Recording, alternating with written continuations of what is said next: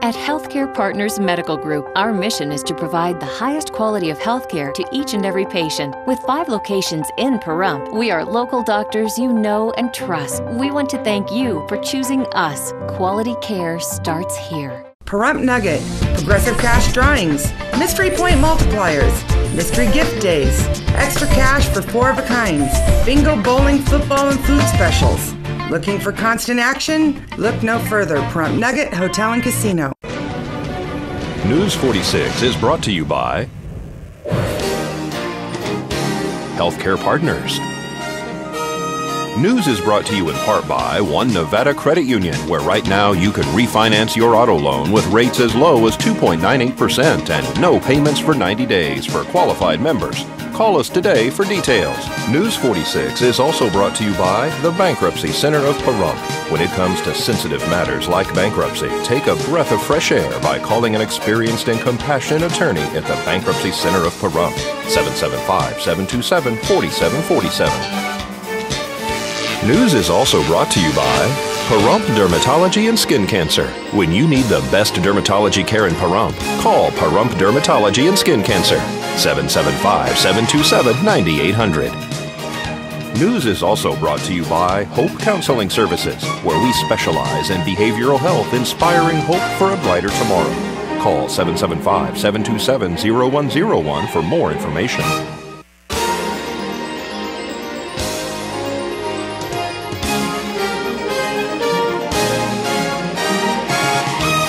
Tonight on News 46, an accident temporarily shuts down Smith's gas pumps. And new information is released about Varian King. A suspect, Leslie Villa, goes to court. News 46 starts now.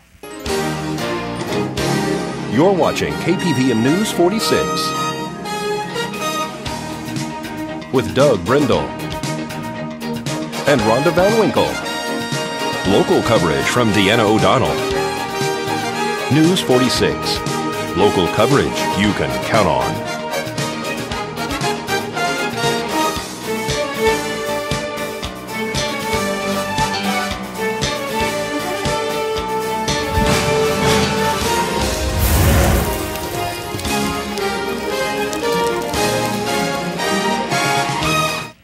Good evening. It's June 6th, 2012. I'm Doug Brindle. And I'm Deanna O'Donnell for News 46. A 2-vehicle accident temporarily shut down the gas pumps at Smith's Food King this morning. A 2-vehicle accident here this morning at the Smith's gas station resulted in a large fuel spill. We're going to speak to Fire Chief Scott Lewis and Lieutenant Scott Perry. We were dispatched a report of an accident this morning that also resulted in a large fuel spill. Upon arrival, we found 2 vehicles that collided next to the fuel islands. As a result of that collision, there was a product spill onto the ground. It was relatively contained upon our arrival. It was getting to be a hot day. Some of the product was already stopping. It didn't reach any sewers or any open areas like that. Crews came in from Engine 1, contained the remainder of the spill, picked it up with absorbent. We checked for injuries. There were none. Our biggest hazard today was the resulting vapors from the product spill. The first vehicle involved in the collision was still running, so again, with the heat generated from that motor running and the vapors in close proximity, we could have had a relatively large fire event today. That did not occur. We blocked off the area here, Lieutenant, so that we could kind of contain it because of the hazard here. What do we use to clean it up? It's going to be an absorbent material that's used for any petroleum products, such as oils, fuels, and that. And we can later gather it up and discard of it. And how do you think that this accident occurred? It looks like the car behind kind of rear-ended the other car, but that's not, in fact, what happened. No, the Sheriff's Office is continuing their investigation, but from what we've been gathering, is this pickup truck, the first vehicle behind us, actually backed into the second vehicle, and when it was in the process of backing up, struck the fuel island, which then caused the spill. And part of the door also was involved in this. Yeah, the door was actually what hit the fuel island, and it actually took the nozzle off, thus releasing the product onto the ground. And the attendant here at the station, is a gas station here, actually was the one that shut off the gas? That's my understanding, is that she made a quick exit of her station and shut down the system by the emergency shutdown, so it sounds like she did a good job. These kind of stations have an emergency shutoff, don't they? They do, just for instances like this where there's an uncontrollable spill coming from the pump, whether it be a nozzle failure or such an accident like this. There are emergency buttons located throughout the area here. They can hit that button and it shuts the fuel off. And no one was injured in this? Not that we're aware of. All parties are reporting no injuries at this time. This is Deanna O'Donnell at Smith's for News 46. And an additional spill occurred when the gas station attendant turned the pump back on after replacing the nozzle. It appears that the inside of the gas pump was damaged also in this accident. The pumps have since been reopened. New information has been released regarding Varian King. He's the man who the outreach team from the Salvation Army found naked near a homeless camp on Wheeler Pass last week. King claimed that he was kidnapped and chained to a tree. He was arrested yesterday for filing a false police report and absconding from probation. The 34-year-old newlywed is a former Nye County Sheriff's deputy. Additional charges were added today, according to Nye County Sheriff Tony DeMeo, who said they spent a lot of time investigating this incident. He added that King eventually admitted that he made the whole thing up. King is on parole after serving time for sexually assaulting a 14-year-old babysitter in 2001. The Nye County Sheriff's Office has also found King to be in violation for purposely removing all his clothing to fake his abduction and for walking naked in an area which is inhabited, contains several businesses, and is frequented by the public. And 33-year-old Leslie Villa was in the Pahrump Justice Court in front of the Honorable Judge Kent Jasperson for a preliminary hearing. On May 3rd, Villa allegedly attacked his ex-girlfriend, Ashley Weldon, who is a dispatcher for the Nye County Sheriff's Office, at her home. Mr. Leslie Villa is facing charges of attempted murder, kidnapping, domestic battery by strangulation, battery causing substantial bodily harm, and burglary. Ashley Weldon testified in court that Villa entered her home, then beat and choked her until she was unconscious, and then kidnapped her.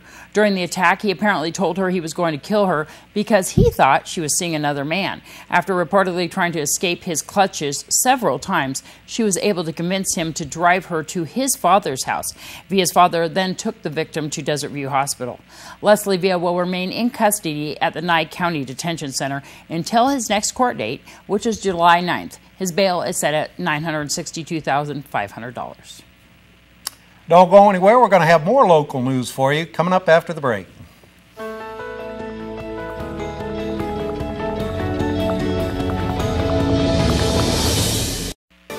This portion of the news is brought to you by Children's Dentistry of Pahrump, specializing in sedation dentistry, now accepting adult patients. Call now for free IV sedation with dental implant, 751-2184. And welcome back. We caught up with disc jockey Mr.R, who has a show on Hip Hop Live Radio on the web weekdays from 2 to 4 p.m. Mr.R is a hip hop DJ. He has a show from 2 to 4 p.m. every day. We're going to speak to him about that. And if you're an independent artist, he might be interested in playing your songs on his radio program. I'm a DJ and go by Mr.R, and I play independent and unsigned hip hop and R&B. Where are you located? I'm located in Las Vegas. But the station is located in Birmingham, Alabama. Oh, really? Yes. Wow. Is it an internet radio station? Yes, it is. Yes. So tell me a little bit about yourself and your history. All right. Well, I come from Long Island, New York. I've been doing radio over 10 years.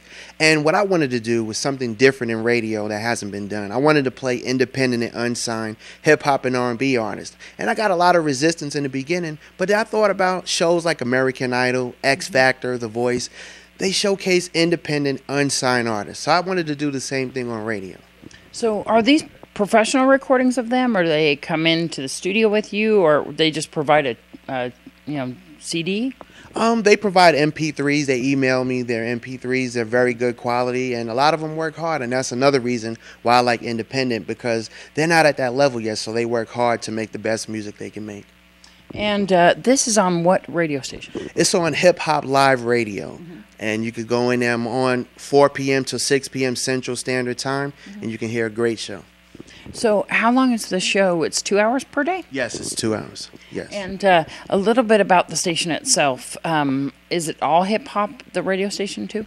It's hip-hop, it's R&B. We do some old school, but we focus a lot on the unsigned and independent, giving them airplay that mainstream artists would get. That's what I love about Hip Hop Live Radio.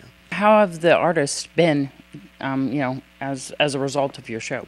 I got a few artists that got deals, and a lot of them get a lot of exposure and get shows because I do have a tremendous fan base worldwide. Wow. Yes. How many listeners do you think you have? Right now, I don't know, but I was on another station, and I had close to 4 million listeners a month. Yes. Have you been making appearances too as well? Right now, I'm just starting out on Hip Hop Live Radio, but I will be making a lot of appearances, setting up concerts and everything with the artists that I do. So are you looking at concerts for these unsigned artists? Oh, yes, I am. Like I said, I like to do things differently, but also what I did and added a new dimension to my show. I added my wife. She has a segment called What's Hot with Mr.R. She does a lot of gossip, entertainment news. I just wanted to do something a little different, but we will be going out making appearances, doing concerts and everything. Wonderful. Yes. What a great thing. So if people want to send you their music and perhaps have you play it, how do they do that? Well, they can send me the MP3s. I play clean radio edits to Mr.R Show at yahoo.com. And how can people log in to listen to the show? They can go to www.hiphopliveradio.com and they'll listen to a great show. This is Deanne O'Donnell for News 46. Albertsons is announcing that as many as 2,500 employees will be laid off at 247 Southern California and Southern Nevada supermarkets beginning June 17th. Albertsons officials said today that some employees will be laid off at every store. They would not say if any stores would close or if there would be an additional round of layoffs. Officials say Albertsons has experienced a decrease in customers and sales. Nye County Workplace Safety and Training Officer Vance Payne will take the position as director of the Nye County Emergency Management Services. The former director, Brent Jones, was terminated by Nye County Manager Pam Webster in May. Payne began his career as a lieutenant paramedic for the Beaver Creek, Ohio Fire Department. How about that's my hometown. The second installment of Tubby Wexler, Private Investigator, has just been released from author Steve Johnson. The new book is called Hard Times and Soft-Soled Shoes. It's a series of short stories I've written with a character named Tubby Wexler. He's a private investigator who believes he's the personification of the pulp magazine detectives of the 30s, 40s, and 50s. Mm-hmm. And he's got all the trappings, the rundown office, the canine, the beautiful secretary, a host of bizarre clients, and the only thing he doesn't have is a clue. There you go. You're already working on volume 3 for this, too. Yes, I've got 4 stories. They generally run about 25 stories per issue. And I've got 4 stories down, and I've got the ideas for 3 or 4 more at the moment. You've got quite a lot of books that you're publishing and, of course, writing. You also have another book that we have here. Yeah, that is Long Tales and Short Shorts. It's a compilation of stories that I've written over the last 3 years. And it's exactly that. It's got a couple of longer tales as well as a bunch of short shorts. You wanted to invite writers, people who are interested in writing, to some events. Yes, what I'm trying to do is organize a book fair for November so that people have an opportunity to buy the books of local authors in time for shipping on Christmas. I need them to contact me so that I can start getting it organized, and they can do that either by email, Stephen W. Johnson @mail.com, that's Stephen with a V, or my cell phone is 775-513-0733. How can people find out about your books that you've published and written? Well, they can go to Amazon and look me up by my name, Stephen W. Johnson, or they can go to my website, which is stephenwjohnson.com. And this book fair, you're inviting the public to as well, but also you want to get some authors there. Is it going to be held at the library? I don't know where it's going to be held yet. It all depends on how many authors we have. That's why I need them to contact me so that we can get this thing organized. And the more we have, the larger the event will be. We'll be right back with much more local news when News 46 returns. Don't go anywhere.